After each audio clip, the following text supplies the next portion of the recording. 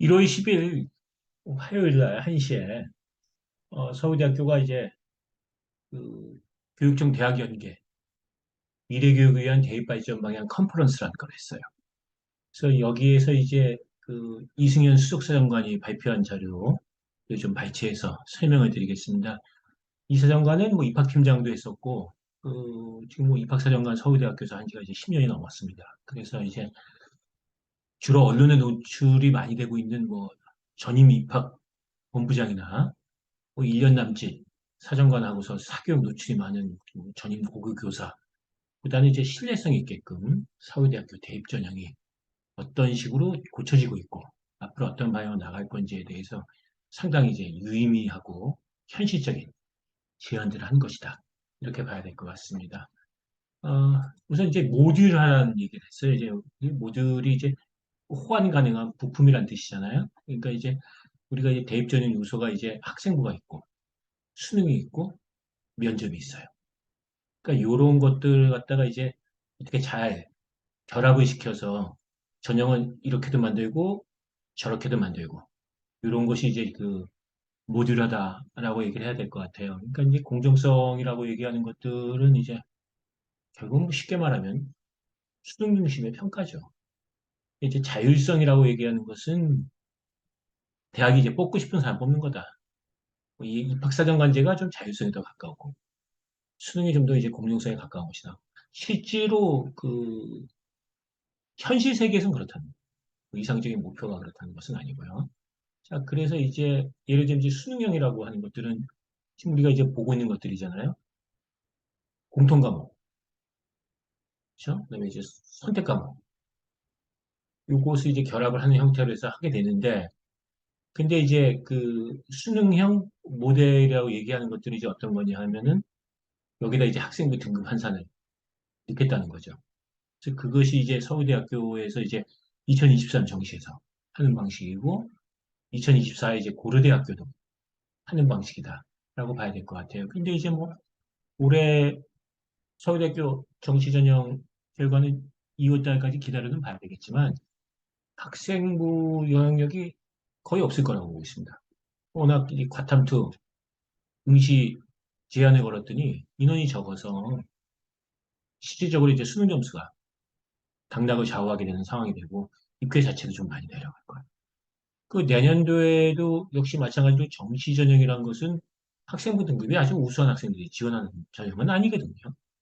그런 관점에서 놓고 보면 과연 이렇게 뭐 학생부를 포함시키는 것이 그 전형 실효성으로는 그렇게 높지는 않을 것이다.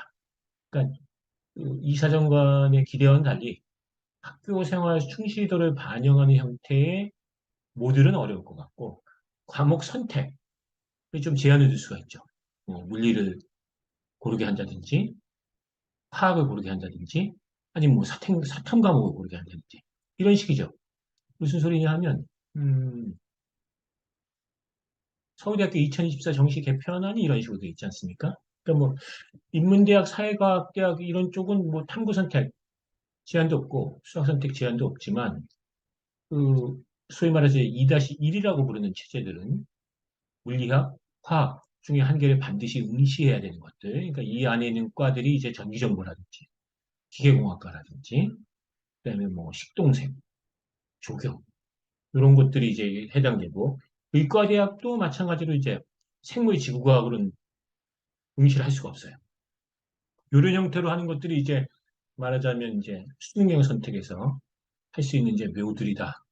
이렇게 봐야 될 것 같아요. 수의대, 약대, 치대는 그런 이제 응시 기준 제한이 없습니다. 그리고 이제 2024부터는 이제 바탕2도 필수 응시는 아니에요. 근데 이제 다만 이제 한 3점 정도의 조정 점수를 부여해 주니까 3점이면 사실 뭐 크긴 커요. 수능 한 문제 정도 차이가 되긴 하는데 그렇다라고 해도 아마 바탕 안으로 해서 저거 이제 극복하는 고득점자들이 나와서 이제 합격하는 사례들은 되게 많을 것이다.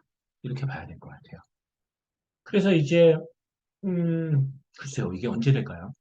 음, 이사정관은 전 과목 절대 평가를 전제로 하는 수능시험 개편안을 제안하고 있는데 지금 이조 장관이 이제 현 정부 하에서는 급격한 전형 변화는 없을 것이다.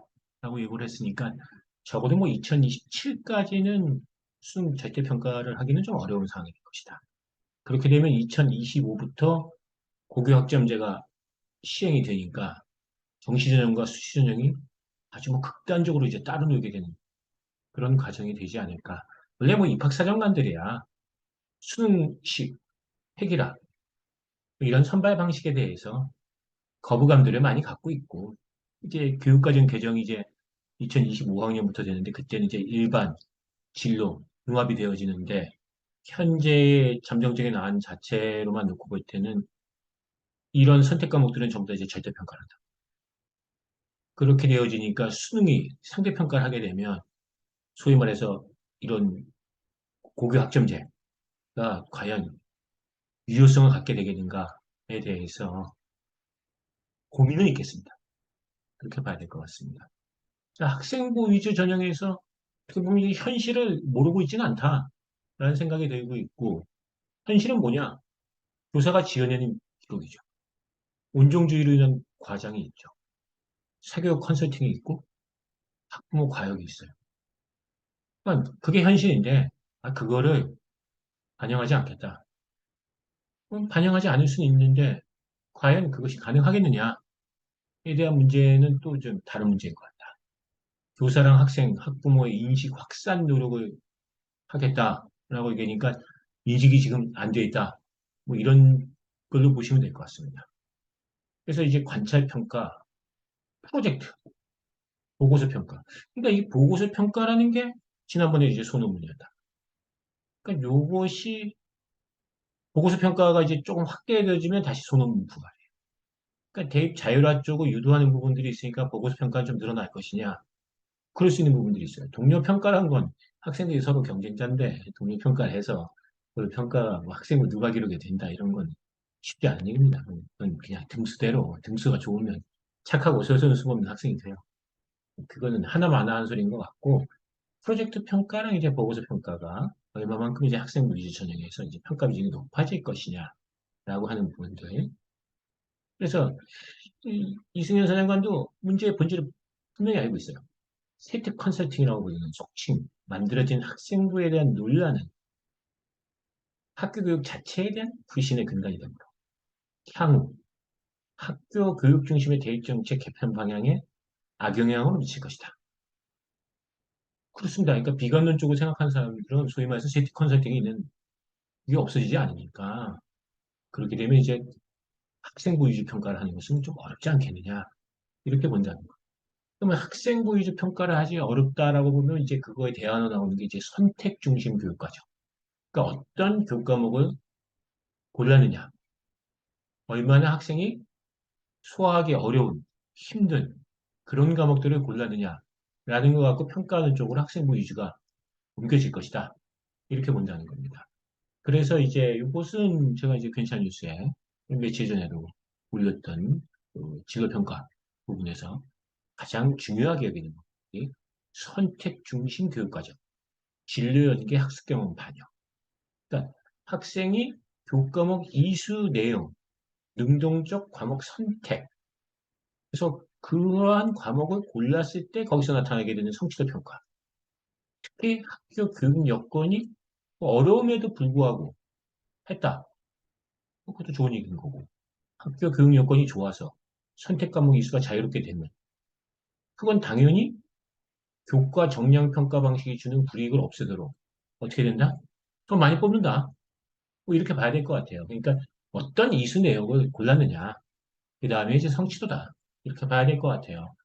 그러니까 뭐 문과 쪽에서는 국제자 이름 붙은 것들이 좋아요. 국제경제, 국제정치. 이과 쪽에서는 특과목은 누구나 하는 거니까 실험자, 고급자 이런 게 붙은 것들을 하게 되면 이제 선택 중심 교육과정에 대한 평가가 좋게 나온다. 이렇게 보셔야 될 것 같아요. 마침 교육부에서도 대학 자율성 이렇게 얘기를 하게 되니까 결국은 학과 단위별 맞춤형으로 선발하게 되는 이게 좀 복잡해지는 거죠. 그죠? 어떤 과는 그러니까 물리학과 기계과를 가려면 물투 이수를 필수로 한다든지 뭐 생명공학을 가는데 생명 이수를 아는 사람 안 뽑는다든지 뭐 이런 식으로 해서 맞춤형으로 선발을 하겠다. 뭐 이런 식으로 하는 것들에 대한 생각들을 갖고는 있는데 너무 세부적으로 이걸 반영하는 것은 아마 좀 어렵지 않겠느냐 이렇게 보는 겁니다. 다만 이제 그 서울대학교 2023 정시부터 이제 적용되고 있는 것처럼 학생부 이수 내역, 그다음에 학생부 성취도 정도를 갖고서 이제 뭐 평성평가로 20% 정도 반영해서 20% 안에서 뭐 또 다시 또 한 20% 정도, 한 4점 정도 움직이게끔 하는 그런 평가는 이제 가능하지 않겠느냐 이렇게 보는 겁니다. 그러니까 궁극적으로 이제 서울대학교가 원하는 방식이 이런 거예요. 학생부 이수 내역을 보고 학생부 성취도를 보고 세특을 보고 일부 이제 뭐 리더십, 자율활동과 관계된 교과 활동을 본 다음에 수능 선택 과목으로 제한을 걸고 수능과 이제 교과 연계를 시켜서 그렇게 해서 이제 수시와 정시를 통합하는 형태의 선발을 하겠다라고 얘기하는 건데 음, 다음 정부에서 가능할 수 있을 일이다. 이렇게 놓고 보면 2028 대입에서는 부분적으로는 제한될 수는 있지만 그게 정착되는 것은 아무래도 뭐 2030 아니겠느냐. 이렇게 보면 아직도 이제 한 5년 남았습니다. 교과형이라고 하는 것을 이사장관이 얘기를 했는데 이것이 현재 지금 진행되고 있는 것들이죠.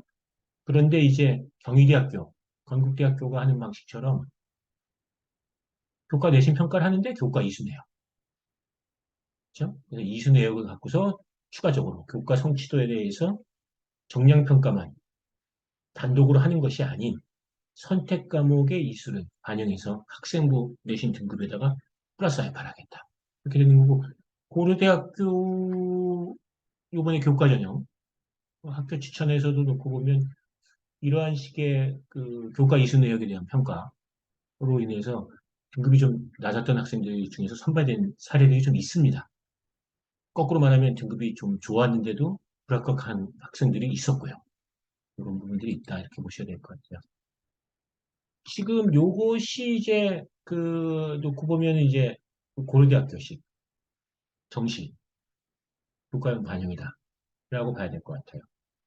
근데 이제 거기다가 이제 수능 응시 과목이 이제 전공에 맞으면 이제 가산점을 주는 형태. 이것은 이제 그 소위 말하는 이과의 문과 침공이라고 하는 부분들에 대한 걸로도 이제 사탐에 대해서 이제 가산점을 적용하는 방식을 도입을 하게 되면 좀 부분적으로 좀 막을 수 있는 부분들이 있죠. 근데 아마 이것은 이제 2024 정시에도 선택 과목에서 응시 과목에 대한 이제 가산점 주는 형태로 해서 문과 쪽에 약간 벽을 쌓는 것들이 가능할 거라고 보는데, 경영 경제는 거의 공대니까 그쪽은 그런 제한이 없을 것이고 문과대학 위주로는 있지 않을까. 변표 적용보다는 이 가산점 주는 방식이 좀 더 이제 강력합니다. 이렇게 보셔야 될 것 같아요. 자, 2024 서울대학교 정시 모집 전형은 이런 식의 모델이 들어왔다는 거예요. 표준 점수라고 부르는 수능 공통 과목, 선택 과목 점수를 더하고 거기다 이제 선택 내역으로 제한을 좀 두기도 하고. 그다음에 2단계에서는 이제 학생부 이수 내역, 성취도, 그리고 세특평가 이런 걸 통해서 이제 AA부터 이제 CC까지 점수를 나눠서 하는 형태를 했습니다. 서울대학교 수시에서도 마찬가지로 하는데 수시에서는 이제 모듈이 어떻게 적용되냐면 2단계에서 이제 면접이 들어오는 거죠. 그러니까 요거는 이렇게 세 개가 정시 전형에서 들어오는 거고 수시 전형에서는 이제 학생부 교과에가 하나 더 들어오게 되는데 2단계에서 면접이라고 하는 형태가 들어오는 거죠. 그러니까 지금 2024 서울대 정시에서는 면접이 안 들어와요. 그렇죠? 근데 이제 수능 연계 교과 역량 평가라고 하는 어, 형태의 것들, 주제 제시형 학생부 기반 면접 이런 것도 제안을 했어요. 이게 그럼 어떻게 되는 거냐면 이게 서울대학교 일반 전형 방식의 면접이 수능 전형에 또 들어오게 하는 방식이다. 이렇게 봐야 될 것 같아요. 그러니까 이렇게 되어지면 이제 정시에서도 이제 면접이 도입이 되는 건데 이건 또 과거에 또 해본 적이 있었어요. 그래서 이것이 뭐 결코 뭐 어렵다 이렇게 보여지지 않고 뭐 교대도 뭐 면접을 하고 있지 않습니까? 뭐 그런 형태의 것들이 가능은 한데 결과적으로 이제 2023 정시에서 이런 형태의 교과평가하는 방식을 했는데 실제로 실효성이 없었고 수능 점수가 좀 좌지우지하는 부분들이 있었고 그렇게 되어지면 이제 면접도 얘기가 또 들어오게 될 것이다. 이렇게 봐야 될 것 같아요. 이미 이제 2024 수시에서 권장 과목이라고 하는 형태로 해서 어떤 과목을 선택해야지만이 해당 학과 지원할 때 유리한지를 안내를 하고 있습니다. 정시에서도 이것은 뭐 그대로 적용이 되어지는 것이고 정시는 이제 한 발짝 더 나가서 어떤 모집 단위는 물리나 화학을 반드시 응시해야 되는 형태일 것들. 다만 이제 인문사회과학 쪽에서는 이러한 탐구 과목 선택에 대한 제한이 없었는데 문과 계열의 이과 침묵 이런 얘기들이 나오니까 이쪽도 이제 사탐 과목 쪽에 대한 응시 제한이나 혹은 뭐 가산점 같은 것 든다든지 이런 것들이 이제 좀 가능할 것이다.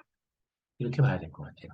근데 지금 보시면 그 교과평가를 이제 서울대학교 일반 전형이 이제 20% 하고 지역균형 선발은 이제 40%를 하고 고려대학교가 이제 2024부터 순수 이제 교과 20% 반영을 하고 있고 과탐에 이제 동일 과목 선택을 이제 미인정하고 있는 곳은 이제 서울대연대 고대이대 뭐 이런 식으로 되고 서울대학교는 이제 변환 표준 점수라는 걸 쓰고 있지는 않고 다른 대학들은 이제 주요 대학들은 대부분 변환 표준 점수라는 걸 쓰고 있고 성균관대학교가 이제 영어 등급별 이제 변환 표준 점수라는 걸 추가로 이제 적용을 하고요.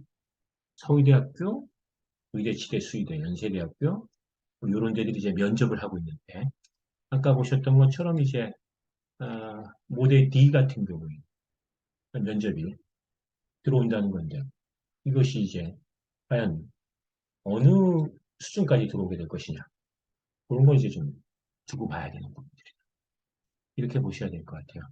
그래서 서울대학교 이제 대입전형 개선 방안이라고 하는 부분들은 사실 굉장히 그 좋은 내용들을 많이 담고 있다 이렇게 보셔서 이 영상 돌려서 보시면 2025 이후에 이제 대입전형 방향 예측하는데 도움이 될 거라고 보고 있습니다.